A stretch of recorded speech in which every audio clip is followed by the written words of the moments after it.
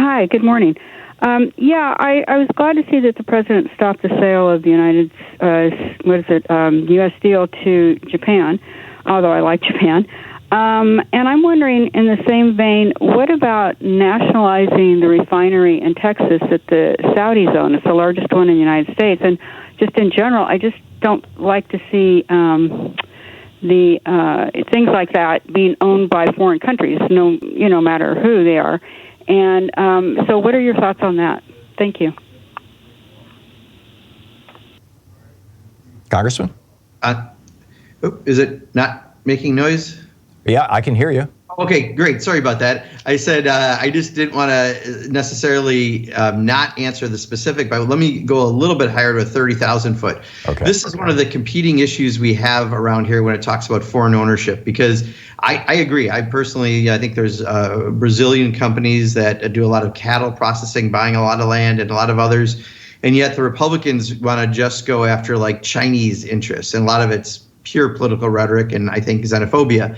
And so it becomes a little difficult how we deal with this in the House of Representatives. I don't know enough about the specific ownership issue of a refinery in Texas to tell you and what competing refineries, where they're owned, et cetera. However, I did want to mention that because that right now in ag land, for example, there's a lot of provisions by Republicans, proposals, I should say, to say if you're a Chinese company, you can't own farmland near an airport. And a lot of it is just honestly pure speculation and xenophobia. But yet I have been very outspoken on I don't want a lot of foreign ownership in our ag land, period. And that's not just China, that's actually Brazil, that's everywhere, because this is something that is all too important to our overall economy and to our farmers. So I just mentioned that, Nancy, because I do think that it gets a little trickier when we start to get to what's the 30,000 foot look of foreign ownership versus specific countries and specific industries. Yeah, FYI, I wrote an op-ed about this a couple of weeks ago.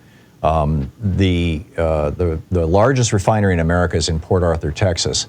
And in 2017, the Saudis announced their intention to buy it. Donald Trump did not object. He could have. And the Republicans in Congress did not object. The sale was completed in 2019 while Trump was still president. And, they just, along with the Russians, a week and a half ago, 2 weeks ago, announced a pretty significant oil production cut. Between that and their ability to reduce the output of this is a 600,000 barrel of oil a day refinery. It's a massive amount of gasoline being produced for the United States. They have basically now the ability to control U.S. gasoline prices. And I'm predicting, and this is just me, that we're going to see $6 gasoline by November, and it's going to be a huge political issue.